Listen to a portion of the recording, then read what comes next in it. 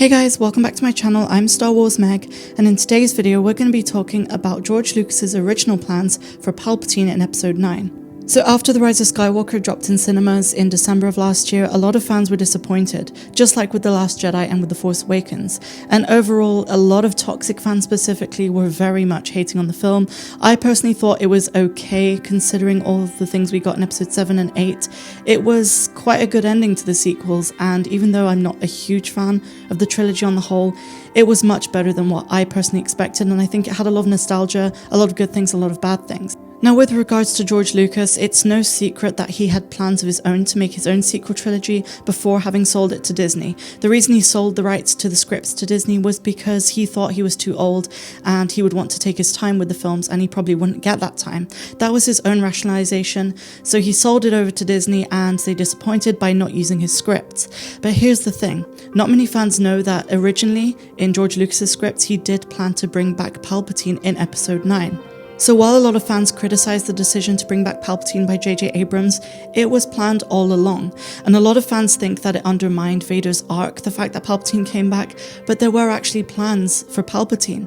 You see, George Lucas didn't just add that bit in episode 3 of Palpatine wanting to overcome death for nothing. He had plans to actually bring this back in the sequel trilogy, and he did actually make contingent plans for Palpatine's post-death situation.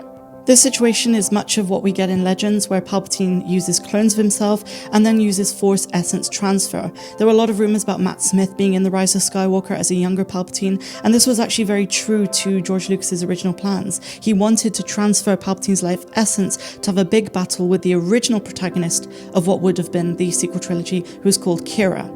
The prototype for Kira therefore became Rey in the sequel trilogy we got, but the original plans to bring back Palpatine were very true to the original nature. But I do think they were very Disney-fied and they tried to copy Endgame to a large degree, but that is up for debate. I personally didn't like the treatment of Palpatine in episode 9, but Lucas did originally have plans to use him. There is a lot of criticism from the fan base that Palpatine in episode 9 was just an excuse to bring back familiar characters so that the fans could be on Disney's good side. But to be honest, they had planned it for a while. Now, don't get me wrong, I do think the planning for the whole sequel trilogy was all over the place, but if anything, the choice of Palpatine coming back was planned all along. However, I do not agree with the idea of Snoke being Palpatine all along. I really think it undermined the originality of the concept of Snoke, and they didn't really use him to a great degree, and it was all kind of for nothing. Coming back to Palpatine in episode 9 and George Lucas's original plan, George Lucas wanted to make it all about Palpatine. He wanted to show how this great manipulator who manipulated the Jedi and lied to them and was acting senator, but really all the while was just an evil chancellor who was on the dark side. He wanted to show that this character was the one behind pretty much the entire Star Wars story. He wanted to explore also the midichlorians within the Star Wars universe and go deeper into things we hadn't seen from a galaxy far, far away. Unfortunately, the sequel trilogy tried to play it a bit safe, except perhaps in The Last Jedi. They wanted to basically use material we were already familiar with and not really expand further. If anything, that would be my biggest criticism. And I think with regards to Palpatine, if we would have gotten George Lucas's original sequel trilogy, I think the fans would have been really pleased to have seen how Palpatine could evolve as a character in this new way. Palpatine's search for immortality and unlimited power would have been an absolutely fantastic thing to see, instead of just bringing Palpatine back from the dead and being like, oh, I was alive the whole time.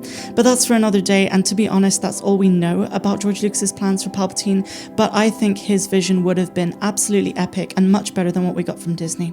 I'm Star Wars Meg. I wish you a fantastic rest of the day, no matter where you are in the galaxy, and I just want to say a huge shout out to my patrons. Thank you for all you do, and I wish you a good one, and I will see you next time.